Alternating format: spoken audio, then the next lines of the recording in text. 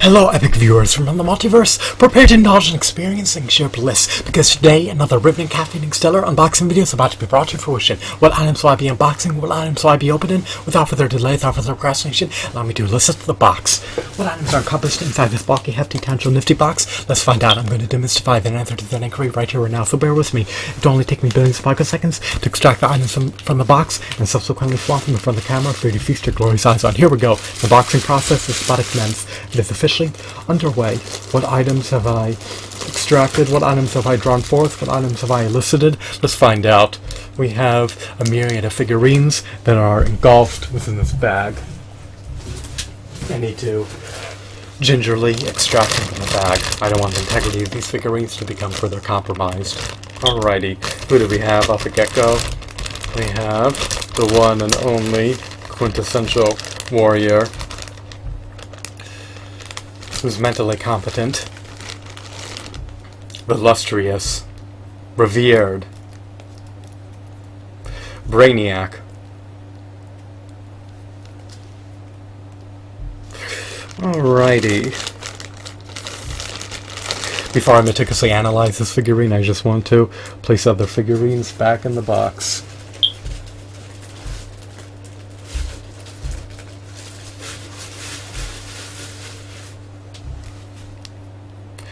As you can see off the get-go, he has two pegos embedded in the bottom of his feet. He possesses a diaphragm joint. His knees are not double jointed, nor are his elbows. His arms can move outwards and inwards at your discretion. His legs has some semblance of articulation. They could move outwards and inwards. You shouldn't tamper with the joints. You shouldn't fiddle with them. You don't want to compromise the integrity of the joints. He lacks an ankle pivot. You can rotate his wrists. You also have the autonomy to rotate his forearms if you so choose to. I love his muscle tones are eminently defined. He possesses physical prowess. He can beat his adversaries to bloody pulp. I love his sculpt. I love his hues, I love his shadings, I love his aesthetics, I love his design, I love his deco. He's truly a robust, stellar, meritorious, state-of-the-art figurine. He was sculpted by the Four Horsemen Studios amid the early 2000s. He was produced by Mattel. He's part of the DC Universe Classics action figure line. He's a nemesis, a rival of Superman. He engages and bows against Superman. Obviously, Superman prevails. Superman is practically impervious to damage. So Superman cannot be decimated, therefore Brainiac is preordained to succumb to defeat every time he engages Superman in a battle. It's an unfortunate calamity that Brainiac has to brook, but those are the repercussions of choosing to be sadistic and malicious and coercive.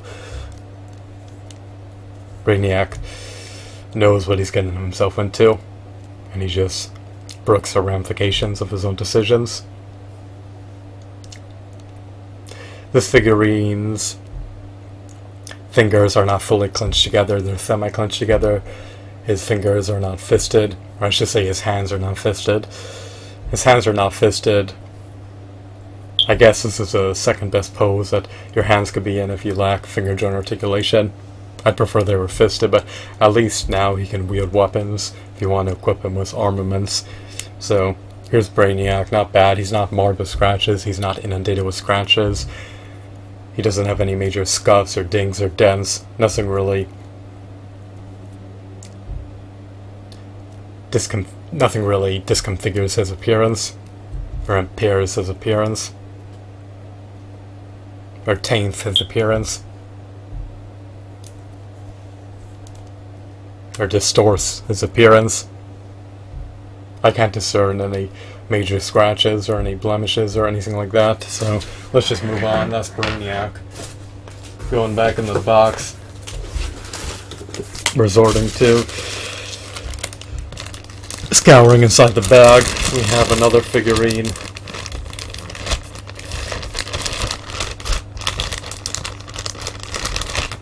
Who is this guy, you may ask? His name is an enigma. I don't know his name, to be blatantly honest with you. I'm just being candid. I'm expressing my candor. Maybe you can notify me of it. I can't apprise you of his name because I did not know it. Nonetheless, I love this figurine. He has autonomy to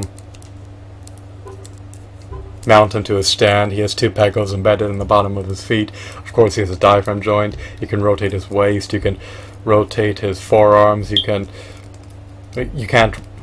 rotate his biceps independently of his forearms.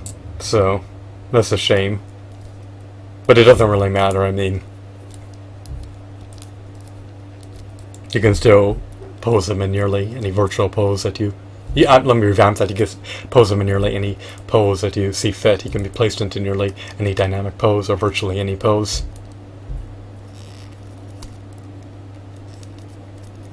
He doesn't need to have articulation in every joint of his body. I mean, over 20 points of articulation, in my opinion, is sufficient. Does this figurine have over 20 points of articulation? I'm unsure. That is an enigma. It likely does. Is his appearance uncanny? No. He looks like he's audacious. He looks menacing. He looks conniving and sadistic. He looks cunning. He looks deadly. Of course, he has muscle tones.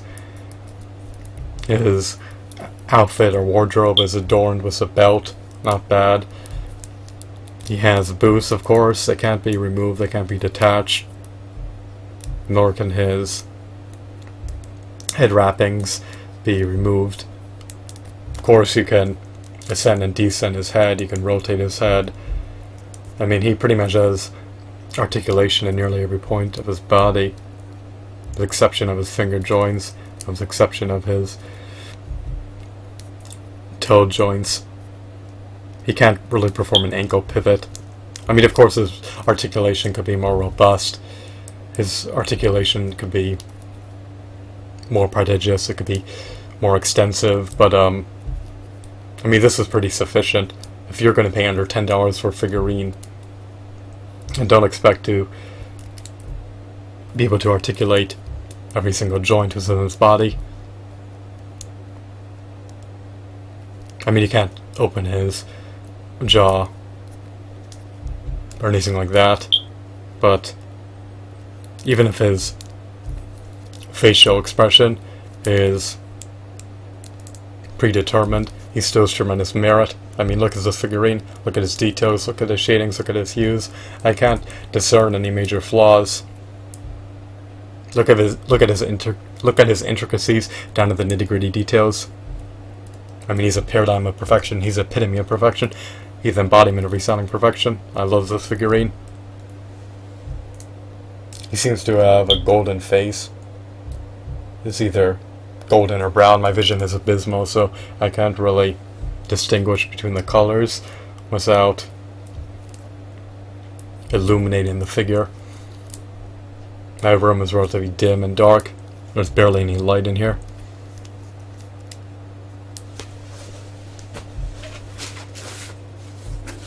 I need to replace the lamp fixture's light bulbs. Most of them are burnt out. Alrighty, so moving on, I have another Sinestro. I think I have at least 3 Sinestros now. I may actually have 2, either 2 or 3, who knows. I need to count. I need to do a head count. Is he a carbon copy of the other one I have? Yes, he is. His joints are relatively sturdy. Again, he has a diaphragm joint. He has articulation in the elbow joints, articulation in the knee joints. His knees are not double jointed, nor are his elbows. He has pegos embedded in the bottom of his feet. He has a diaphragm joint. He can rotate his head. He can ascend his head up or down at your own discretion. He could move his arms and leg out. He can move his arms and legs outwards and inwards. He has a belt. He's adorned with the symbol of the Yellow Lantern Corps. I'm unsure what the symbol is supposed to be. I believe it's a symbol of the Yellow Lantern Corps, but you can verify that for yourself. So,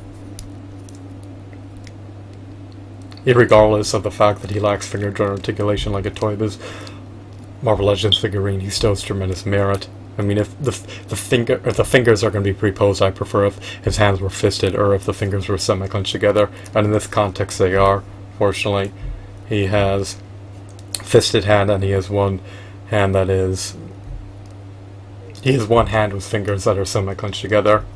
And because of that, he can now wield a weapon at his own discretion, so he can place an armament in between his hands, and his hands can clench the weapon, or I should say his fingers can clench the armament on his hands.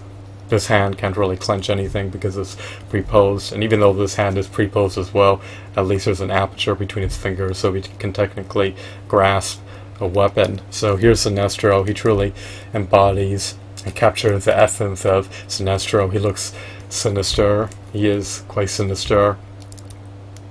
He's malicious. He's menacing. He has malintentions. He's malevolent. So here's Sinestro from the front and from the back. I love his attire.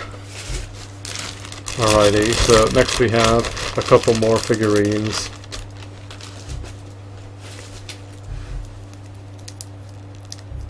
This figurine has a lightning bolt, cymbals, sturdy joints. He has a diaphragm joint, 2 pegals embedded in the bottom of his feet. He can move his arms and knees inwards and outwards. He lacks toe articulation. He lacks finger joint articulation. He can rotate his wrists. He can rotate his forearms at your discretion. He can swivel his head. He could ascend his head up and down. He can utilize his diaphragm joint to perform an ab crunch. What else? He's not marred with scratches. He's not inundated with scratches. He doesn't have any major scuffs, blemishes, dings, dents, or marks in any major areas.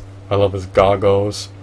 It's interesting that they lack a strap, as you can unequivocally see, unless your vision is more abysmal than mine. My vision is perpetually exacerbating. Nonetheless, let's just finish this unboxing before I pass out. He definitely has physical prowess. I love his muscle tones. He's truly mighty. He's truly powerful. He's truly potent in melee combat. He can trounce his adversaries. He can beat them to bloody pulp. He can pummel them to death. So here he is, once again, this glorious figurine. What's his name? I believe his moniker is Black Lightning. That's what he's listed as on eBay, at least based on the seller's description. And what about the other figurines' names that I flaunted? Sinestro and other guy isn't named. John Hex, he would be named. Let's see here. It's just 21 random names. Borger or Negative Man. I think his moniker is Negative Man, the other guy. Or is he Havoc? No, he's probably known as Negative Man. Whatever.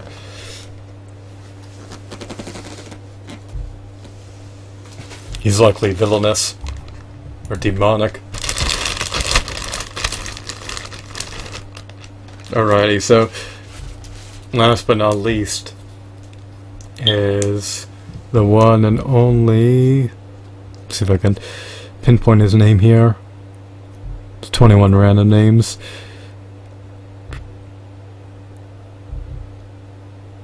Is it John Hex? I want to verify that. I'm making the arbitrary assumption that it is. Okay, well, he has him listed as John Hex. So he's adorned with cowboy attire. I believe he may be a zombie or an undead cowboy. I believe there was a movie based off him. So you can watch a movie based on him at your discretion. He has a holster. He's missing his armament. His fingers are semi-clenched together. I guess he's meant to either wield a single pistol or dual wield. His hat cannot be removed. I love the attire that he's donning. He just looks like a Western hero. I guess that's what he's supposed to symbolize or embody. But based on his facial expression, you can unequivocally tell that he's some type of zombie or some type of undead warrior. So I guess he was slaughtered and reborn. Who knows? He doesn't have a metal badge or anything like that. He has a little belt. He has some ammo clips. Not an abysmal figurine by any means. Definitely an unbelievable DC Universe Classics action figure, sculpted by the Four Horsemen Studios. 2 peg holes are embedded in the bottom of his feet. Unfortunately, he seems to lack a diaphragm joint, so he can't perform the ab crunch, nor can he bend all the way backwards. His skirt impedes his leg articulation. He still can move his legs outwards and inwards, but is encumbered by his skirt. His knees are not double jointed, nor are his elbows. His muscle tones are not really defined. They're obscured by his clothing. I mean, I'm sure he has abs and defined muscles, but you just can't see them because of his clothing. He's not supposed to be feeble or cowardice or dainty. He's supposed to be stoic, unaudacious, and mighty. However, ranged combat may be a specialty. He may be adept in the art of range combat, as opposed to the art of melee combat. So his taijutsu may be abysmal in stark contrast to Superman's or Mike Guy's. So he's more of a long-ranged warrior. Is it long-ranged or long-range warrior?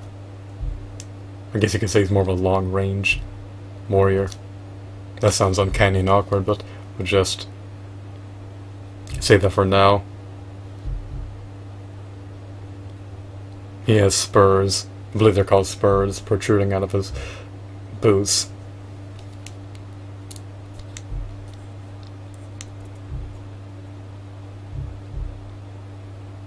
But I guess he's considered a long-range warrior, and he's adept in long-range combat, as opposed to long-range combat. I just wanted to rectify the blunder earlier.